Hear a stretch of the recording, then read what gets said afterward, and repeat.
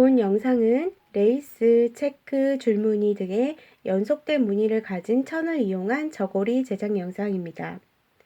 설명서에 적힌 동영상 제목을 확인하시고 다른 영상과 헷갈리지 않도록 주의해 주세요.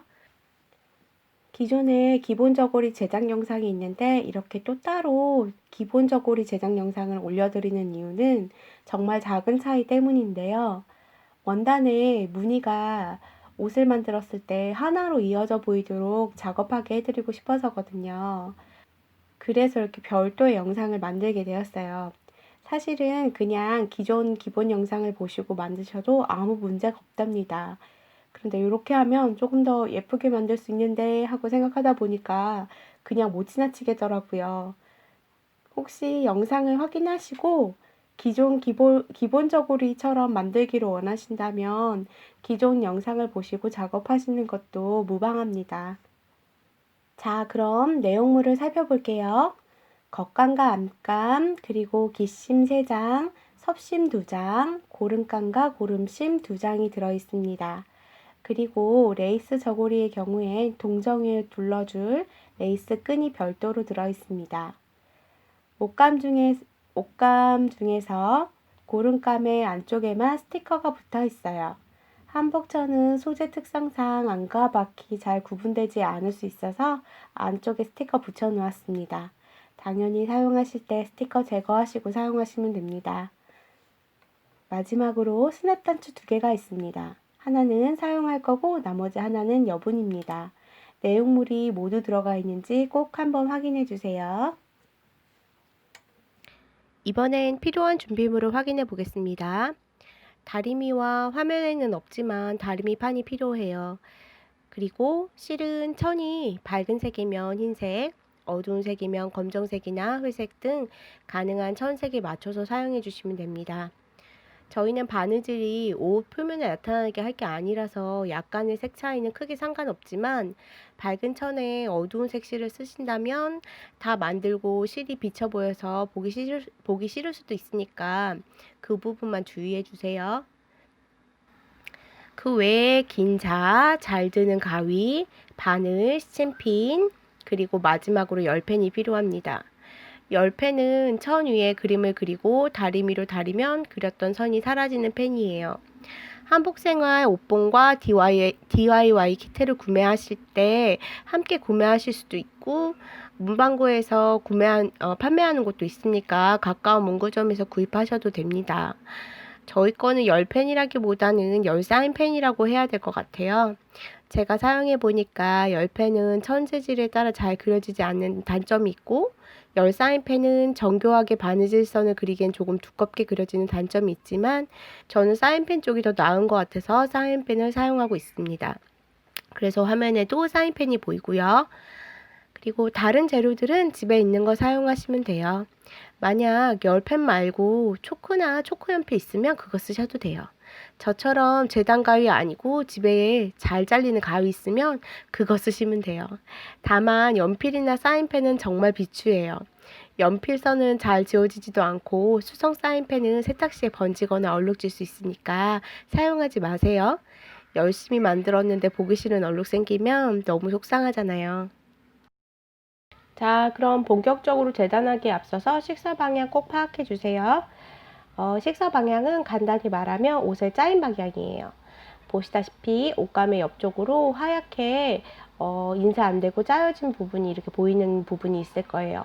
이 부분을 기준으로 세로가 식사 방향이에요.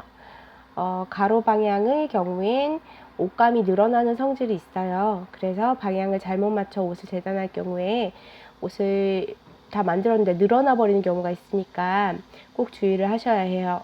그리고 이 부분 하얗게 인쇄된 이 부분을 작업하실 때 사용하지 않는다고 생각하시면 돼요. 옷본을 올리실 때도 이 부분은 빼고 인쇄된 부분부터 사용하신다고 생각하면 됩니다. 옷본을 올린다면 앞서 확인하신 식사 방향과 맞춰 올려주시면 돼요.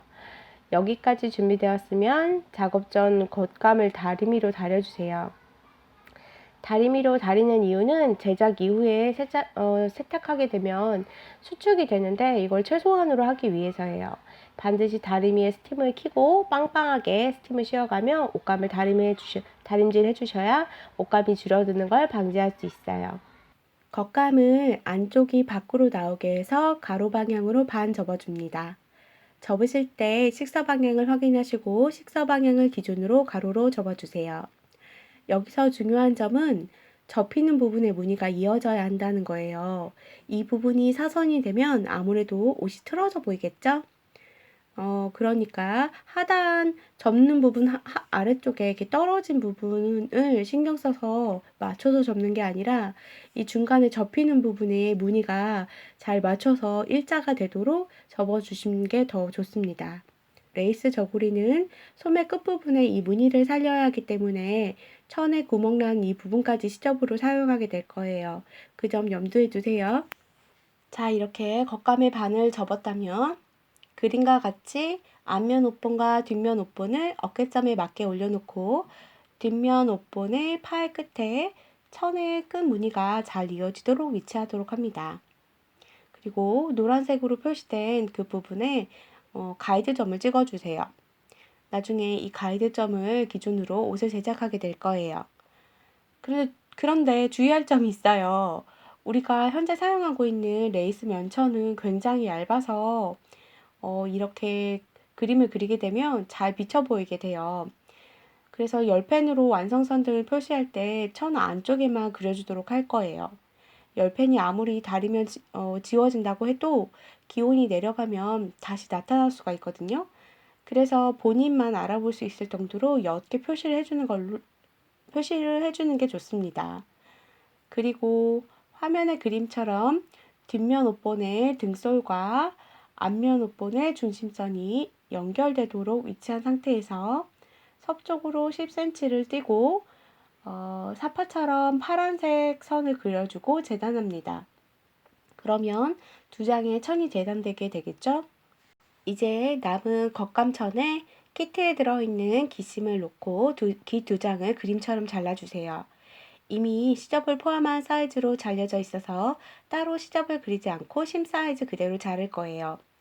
식서 방향만 잘 맞춰 자르면 어려울 게 없어요. 그런데 심 중에서 기심은 3장이 들어있죠? 재단한 깃은 두 장인데요. 재단한 깃 한쪽에 심 2개를 침핀으로 꽂아주면 됩니다. 나머지 깃엔 하나의 심을 침핀으로 고정해줍니다. 섭심은 겉감을 자르지 않고 심만 따로 사용할 거예요. 자, 이제 겉감의 재단은 모두 끝났어요. 아직 안감과 고름이 재단이 남아있지만 이 부분을 진행하면서 자르도록 할게요. 겉감 2장을 잘 펴서 재단한 사이즈에 연연해 하지 마시고 겉감에 연결된 무늬를 맞춰줍니다. 무늬가 잘 맞았으면 겉감이 서로 마주보게 겹쳐줍니다.